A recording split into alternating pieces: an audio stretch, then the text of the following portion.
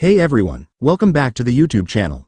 This is your full 7-day weather forecast for the United States.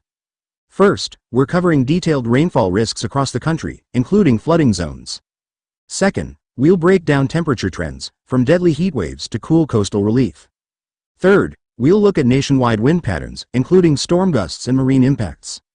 So be sure to watch this video till the end. Every second counts if you're planning your week. And don't forget to hit subscribe and tap the notification bell so you never miss a crucial update. Heavy rain and formidable flood potential persist across central Texas, especially the hill country.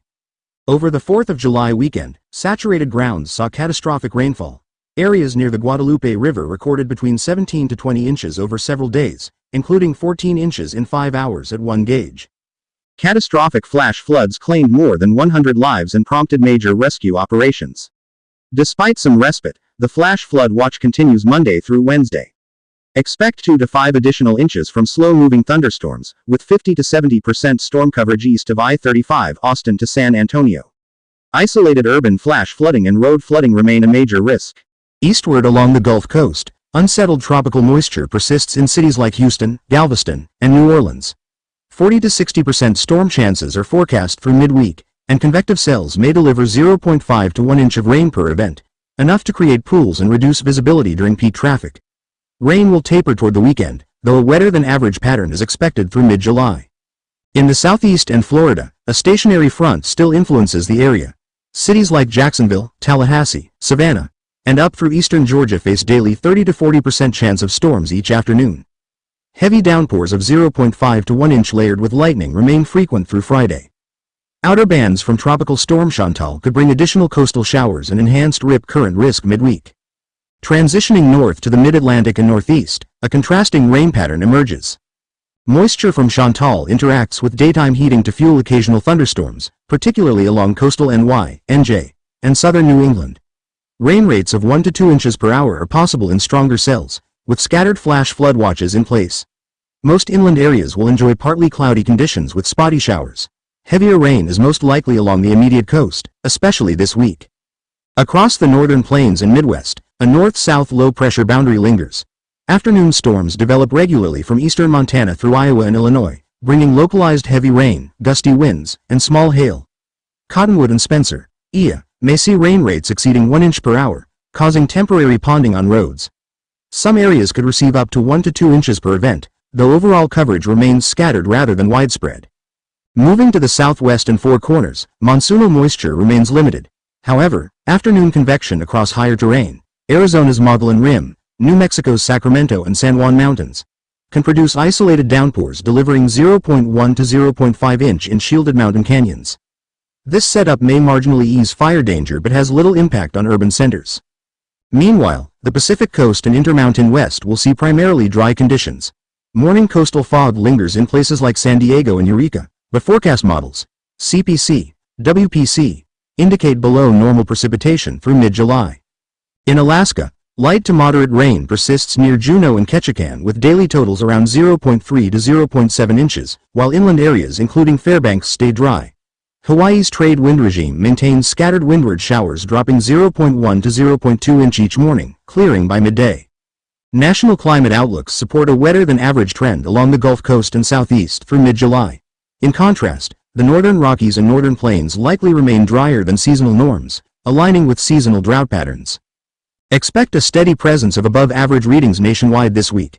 NOAA's Climate Prediction Center indicates much of the country will remain hotter than typical for this time of year, especially the west, plains, and southeast. In Texas, oppressive heat continues even where rainfall has been heavy.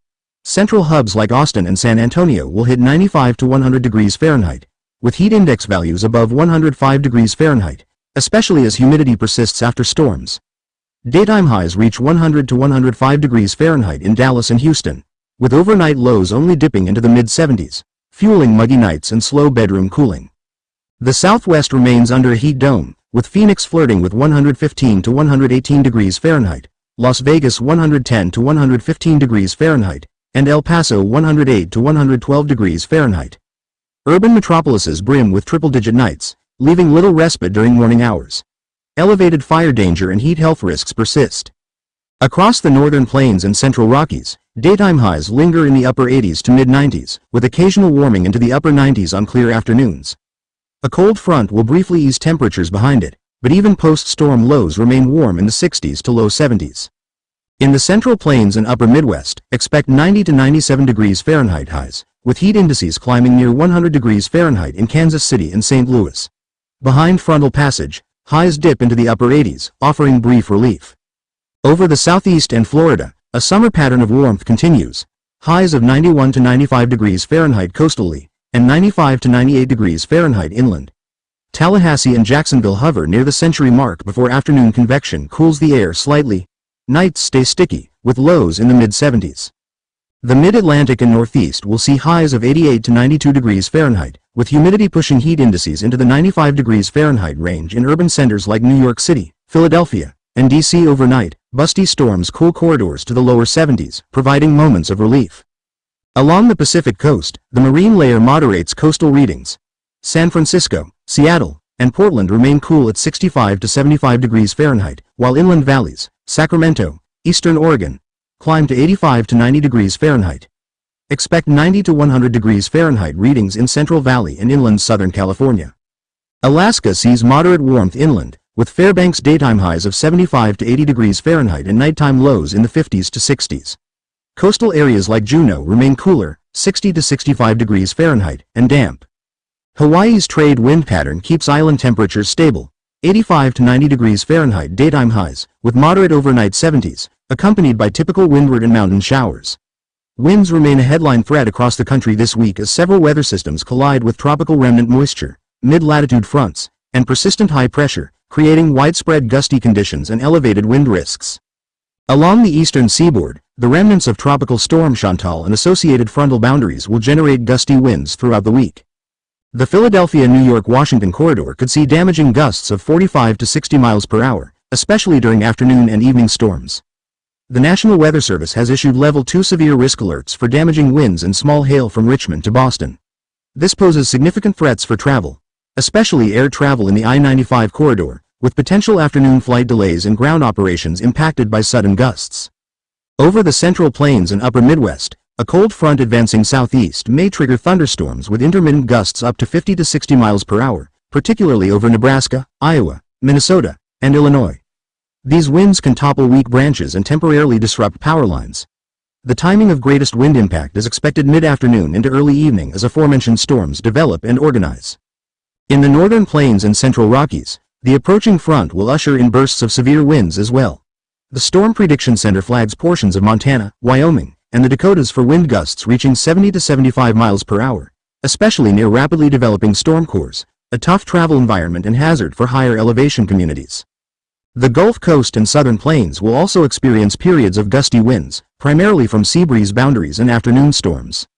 In Houston, New Orleans, and Mobile, gusts of 30 to 45 miles per hour may accompany thunderstorms, with brief pockets of heavier wind possible during downbursts. Meanwhile, central Texas, despite heavy rainfall, maintains steady easterly to southeasterly breezes between 10 to 20 miles per hour, strengthening to 25 to 30 miles per hour near flood zones, which can exacerbate flooding by pushing water inland. The Southwest, locked under intense heat, will see lighter overall winds, typically 5 to 15 miles per hour, but afternoon gusts of 20 to 25 miles per hour along canyon rims and desert passes are possible, especially where storm outflows occur. Elevated winds will slightly ease heat but may elevate fire danger in volatile areas devoid of precipitation. Along the Pacific coast, the steady marine layer results in onshore breezes of 10 to 20 miles per hour between San Diego and Eureka. Ridge gaps in Southern California may see gusts up to 25 miles per hour, particularly during midday and afternoon when the pressure gradient tightens. The Central Valley and inland valleys may also experience gusty afternoon winds of 15 to 25 miles per hour as heat builds inland. In the Alaska Panhandle, southeasterly breezes will prevail at 15 to 25 mph, with isolated storm gusts over 30 miles per hour near coastal mountains. Interior Alaska remains comparatively calm, with typical light winds of 5 to 10 mph. Hawaii's trade winds continue as usual, delivering consistent 15 to 20 mph sustained winds across the islands, with occasional gusts up to 25 miles per hour along exposed ridgelines. Marine areas require attention, as surf heights build to 6 to 9 ft, consistent with ordinary choppy trade surf.